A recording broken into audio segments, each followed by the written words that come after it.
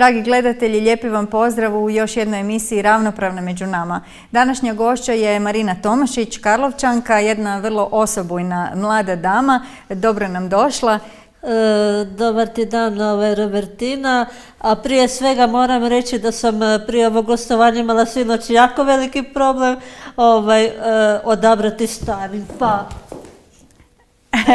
Evo, styling je odličan, baš lijepo se uklapa u ovu našu, nadam se, našu scenografiju.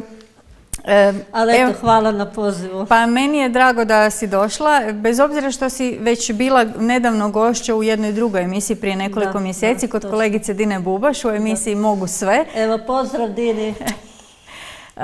Ali evo, tvoja priča je vrlo inspirativna i ti si jedna jako pozitivna, hrabra osoba i evo, ja sam htjela da budeš i ravnopravna jer si ravnopravna. Uvijek. Tako da, evo, da te malo još detaljnije upoznamo. Za one koji možda nisu gledali, evo, ukratko, tvoj život je na neki način obilježen, makar tebe to nije spriječilo da živiš ispunjen i kvalitetan život, ali i činjenica je da si se borila sa brojnim zdravstvenim izazovima. Samo evo ukratko da imamo nekakvu predodžbu o odnosu snaga. Kao što je spomenuo, kad te život od malena nauči na jedne takve okolnosti,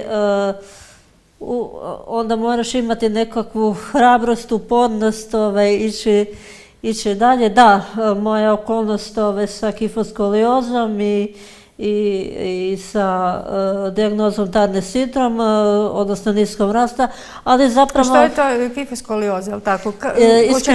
Iskrivljenje kralježnice, znači postoje skolioza, kifoskolioza, znači manje i jače iskrivljenje. Kod mene je to bilo malo jače, ali eto, to me ne sprječava u daljem radu, s obzirom, kao što sam već u prijašnjem intervjuu spomenula u emisiji, ima i još težih situacijama i ono što me najviše rastužuje i ponekad razljuti, što zapravo mala djeca to moraju proživjeti. Znači, evo, kad se sjetimo, evo, prošle godine, kad je bilo sakupljanje novaca za malu Milu, koja se kao malo dijete borila sa tom vražjom bolesti, i onda se zapitam zašto djeca, zašto jednostavno djeca nemaju nekakav normalan život, da dožive to prelijepo djetinjstvo, da užive, nego se moraju već tako rano suočiti sa takvom okolnosti, ali toliko ima onu zaraznu pozitivu, onaj osmijeh, i eto, hvala Bogu što se sve dobro završilo i nadam se da će i dalje tako. I eto, ljudi koji su pomogli u toj donaciji, mislim da nema ljepšega nego darivati od srca, jer može se svakome dogoditi, jer život je nepredvidan. To sam i ja osjetila na svojoj koži i mislim da je, eto, to je poruka i s tim treba ići dalje pozitivno, ne gledati negativno, tako da i mene to tako život naučio. Pa upravo to je, vidi, taj osmijeh. To je ono što mene fascinira i zapravo to je smisao života, jer svi mi imamo nekakve probleme. Neko ima veće, neko ima manje. Nekome su njegovi mali, pod navodnicima, jako velike, a neko ko ima velike, pod navodnicima, se s njima nekako nosi, jednostavno gleda u oči sa tim i kad to prihvatiš, lakše ti je živjeti. Mene najviše frustrira Recimo, što danas sve, kao što sam spomenula, sve danas gledamo na materialistički. Ako nemaš neki dobar auto, nisi ništa. Ako nemaš neku marku, opet nisi ništa. Ljudi, nećemo to ništa ponijeti u grob od toga. Niti kuće, vile, aute. Znači, samo ono što imamo iznutra, to je duša, pozitivnost. Svakome reći dobru riječ, po gradu kad neko onako, kad se malo onako sa strane sagleda, svi su nervozni, svi ljuti, mrgudi, Bože sačuva, nešto kažeš, nos do Marsa, tako da vrlo malo onako jedna negativa, nadam se da će to onako, ova situacija nas dosta onako spojiti. Nažalost, evo, ja sam 34 godine stara i nakon rata koje smo proživjeli, uopće ne možeš pomisliti da evo ova okolnost može evo u jednom da može u jednom trenutku ovako sve stati svijet i evo recimo na vijestima kad slušam u Americi što se događaju, evo ti neredi u vezi tih rasističkih iz rasističke perspektive, to je tužno. To me odmah onako podsjeća na one 70. 80. kad je isto tako bilo i to je jednostavno ružno zagledati umjesto da je nešto pozitivno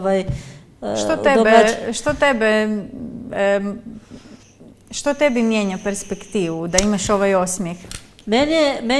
Meni uvijek je uzor i perspektiva bila moja baka.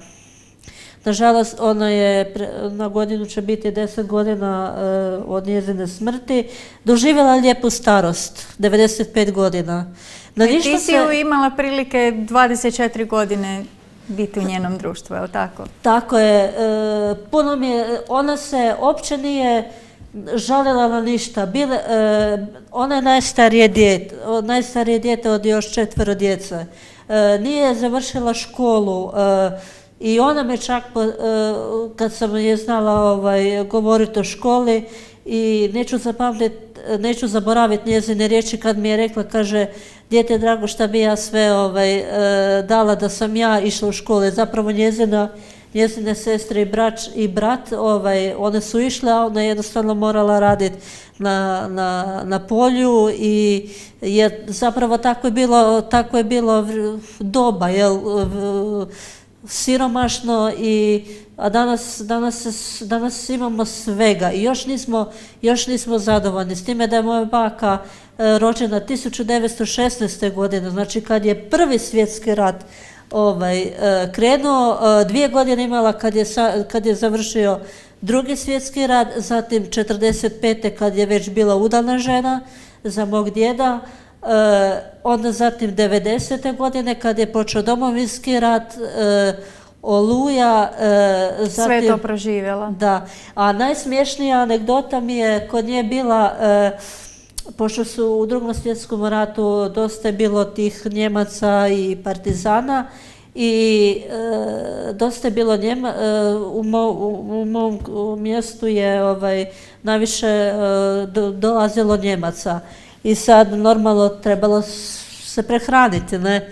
I taj Njemac dođe moje baki i počne pričati kratofel, a to zapravo na njemačkom znači krumpir. I ona, kakav kratofel, i on ju odvuče u podrum i pokaže, i tako da je zapamtila Tako da mi je puno anegdota ispričala o svom životu i uvijek je bila ravnopravna sebi. Na ništa se nije žalila,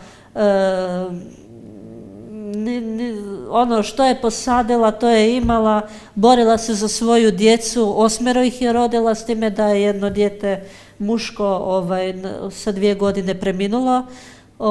I djece svoju poticala na obrazovanje jer je sama shvatila da nije išla u školu, zato to nije htjela svoje djeci raditi. Poticala ih je na školu i eto, svi su danas u mirovini i doživjeli su isto sve situacije i u ratu su bili i tako da mi je baka bila velika inspiracija. Naravno i roditelji koji su se isto borili i za mene i za mog brata, školovali nas i tako da životne priče su njezine bile jedna velika autobiografija kad bi čovjek krenuo da je još živa, kad bi čovjek se slušao, možeš autobiografsku knjigu napisati. Tako da je bila veliki pozitivac. Ništa nije mrmljala na što je imala, tim je bilo zadovoljna. Prekrasno, evo, to je bitno imati u životu tako neke uporišne točke koje te oblikuju i koje ti daju snagu. Jer neko drugi u nekoj situaciji sličnoj možda tvojoj, bez te prave podrške bi možda sasvim drugačije proživio svoj život. Evo, ti si uspješno završila i osnovnu školu, makar su tu bila brojna bolnička liječenja, svašta je tu bilo, to je bilo govora o emisiji, mogu sve, nećemo sad toliko s tim baviti, može svako pogledati jer je vrlo isto inspirativno i poticajno, ali evo, voljela bi da se danas više bavimo onime što sada radiš, ali čisto da evo kratko kažemo, znači završila si osnovnu školu gdje, ovdje u Karlovcu ili u Zagrebu, u Željezničkoj tehničkoj školi. Bila sam u učeničkom domu koja je preko puta škole. Bilo je to divno razdoblje. Znači, ali odrasla si ovdje na karlovačkom području, je li tako? Da, školovala sam se u Zagrebu, u srednju školu i fakultet. A osnovnu ovdje? Osnovnu sam, da. A kako si onda, znači, i to je još jedan izazov za mladog čovjeka. Znači, otišla si u učenički dom, opet odvojila si se od obitelji. Kako ti je to bilo iskustvo? Pa na početku je to malo onako teško, ali jednostavno to se mora prihvatiti. Isto kao što sam recimo morala prihvatiti zbog Turnerovog sindroma niskog rasta zbog kojeg sam se liječila, kad je doktorica zahtijevala da ostanem par dana zbog pretraga, zbog hormona kako rade jer je bitno, zbog kako se pubertetski razvijam. Isto sam morala prihvatiti, isto kao... Dakle, već si se navikla na to odvojnost. Isto kao što sam morala i prihvatiti i 4 operacije kralježnice i ostati 2-3 tjedna gdje baš su mi drugi bili mame, jer zbog udaljenosti moji roditelji nisu mogli baš često dolaziti u posjetu, ali eto, dali smo se čuti telefonski, tako da eto, dosta sam se navikla na tu odgovornost. Jednostavno moraš, kako se kaže, moraš biti ptica koja polako mora napuštati svoje gnijezdo i odrasti, drugačije nema. Odrasla si u jednu prekrasnu osobu i sigurno su tu zaslužni prvenstveno roditelji i kao što si rekla baka, ali vjerujem i to bolničko osoblje da si od njih nešto naučila isto tako. Da, mene uvijek kako sam dosta po tim bolnicama bila hospitalizirana, onda uvijek sam bila znatiželja, to je fascinantno, dosta što se sa dijagnozama borim, onda još moram sve živo znati, morala, sve što me zanimalo, to sam sestre pitala šta je ovo, već sam Onda me ne čudi šta si upisala baš politologiju na Fakultetu političkih znanosti, to je dosta široko ovako, studij sa jako različitim programima. A vidi se da si onako imaš taj malo politički, makar je to predrasuda, nema to veze sa politikom, makar je proučavanje politike. Po vašem pogledu, zašto medicina, zašto nije medicina kad tako znatiželjna sam bila, ali kažem, medicina je... A znatiželja je više prirođena ovom, znači tom nekakvom svijetu, mislim naravno i medicinarima, ali oni to na drugi način tu svoju znatiželju usmjeravaju. Da. Ali dobro, mi djeca kroz odrastanje promijenimo 1000 odluka. Sad, kroz pubertet, kroz završenu školu neko ne krene na fakultet pa ga tek za par godina upiše, pa ne znam, kako kom dođe, jel? Tako da, eto, ja sam imala prilike uz okolnosti sve završiti, tako da eto, zadovoljna sam sa sobom, nikad nisam odustala. Kaže mi mama, uporna si koji jarac, vjerojatno to mi je vrlina. To je odlična osobina i vrlo korisna u životu i zapravo bi se svi trebali na neki način koji možda tu osobinu nisu baš razvili, ugledati na takve osobe jer je to jedini način, često jedini način da ostvariš neke svoje, čak i temeljna prava, ali ako nisi uporan, teško da ćeš išta uspjeti. Nema ništa, ako nešto ne radiš, neki posao sa voljom, onda to nije to. Ako, ne znam, silom završiš nešto što ne želiš, jer ti se nametalo, onda onako nije to baš to, tako da, ali ja sam onako čvrstog karaktera, roditelji mi nisu, niti ja nisam dopuštala, s obzirom da uvijek roditelje smatraju najvećim autoritetom, ali ja sam sama rekla to je moja odluka, oni su samo bili podrška tome toj mojoj odluci i ništa drugo. Je jednostavno ne voli kad mi netko nameće nešto što ne želim. Znači ono što si zacrtam, to je to.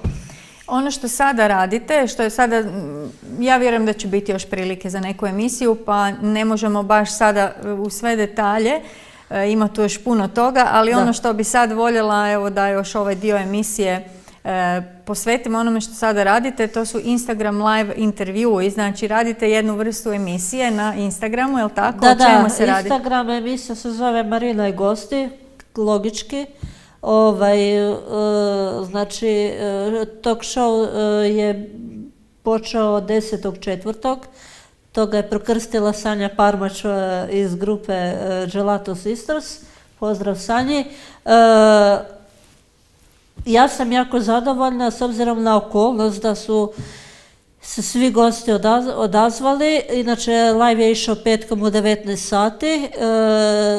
Jako se puno gostiju odazvalo, koje poznam, znači Marko Bojanović iz Gazda, Ivana Kindl, Robert Mareković, zatim youtuberi sa cerebralnom paralizom Dražen i Ivana, koji su, ja mislim, isto bili gosti u jednoj emisiji i ne samo u mnogim i na portalima.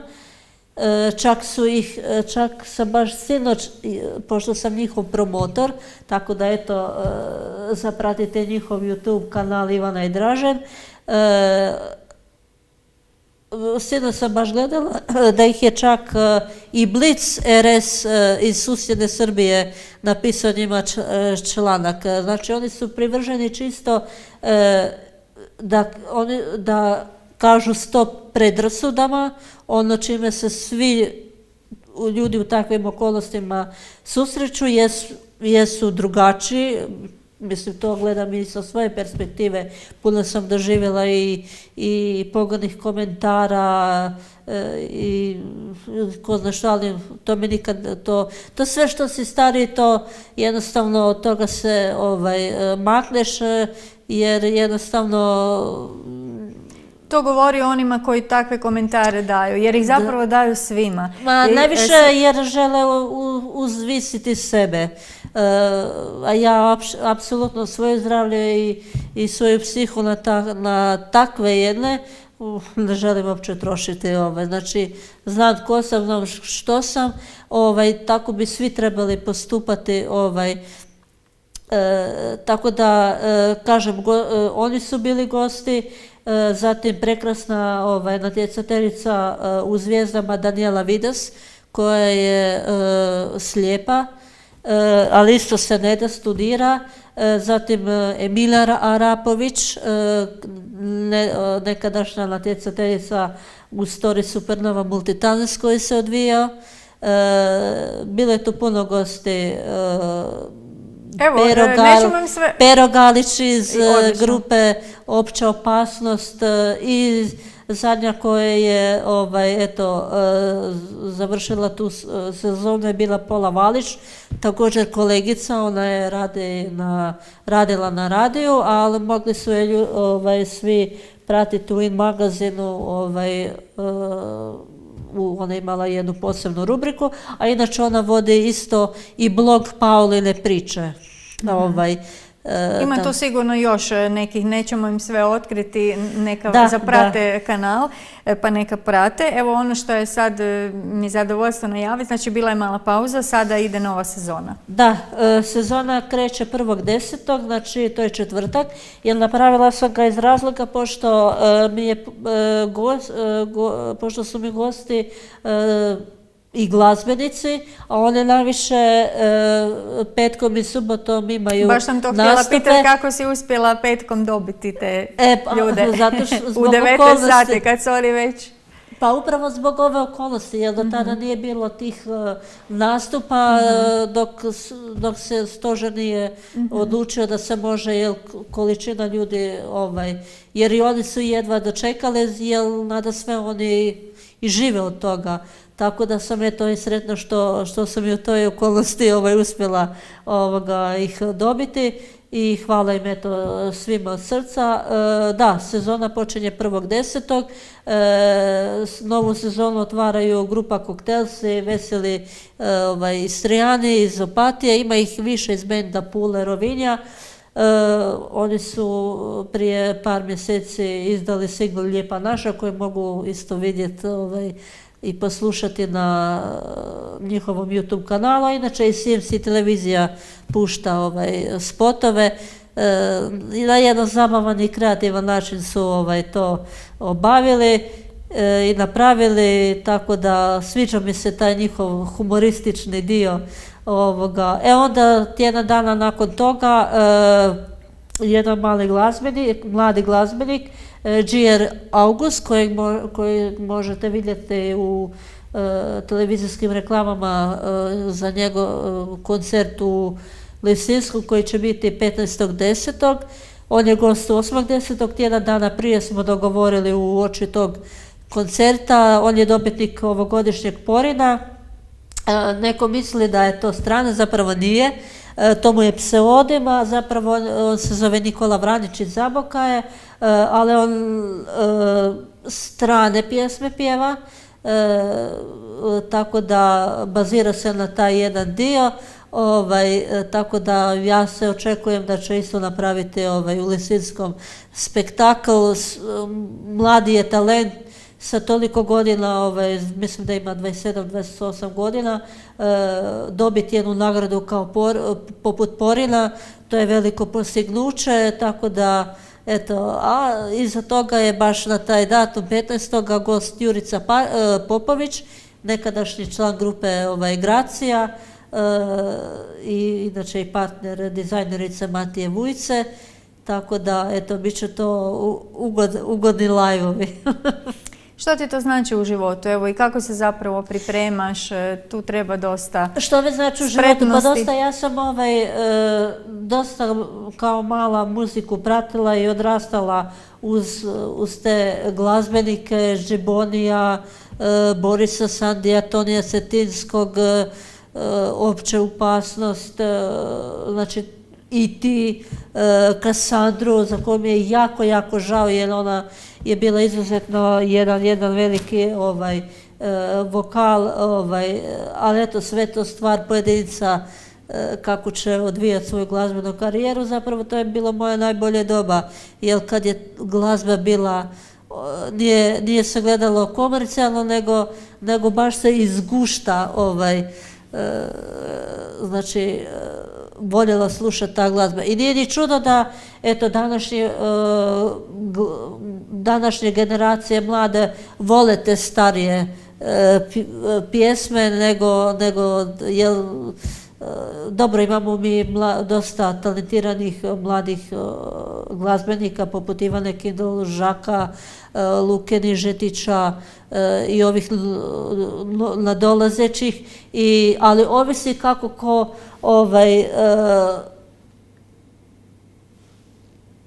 želi se baviti karijerom. Znači, da li mu ono tek toliko da se promovira da bude na naslovnica ili da baš ozbiljno shvaća taj glazbeni posao. Jer neko misli o glazbenik lova do krova, ali nije to tako.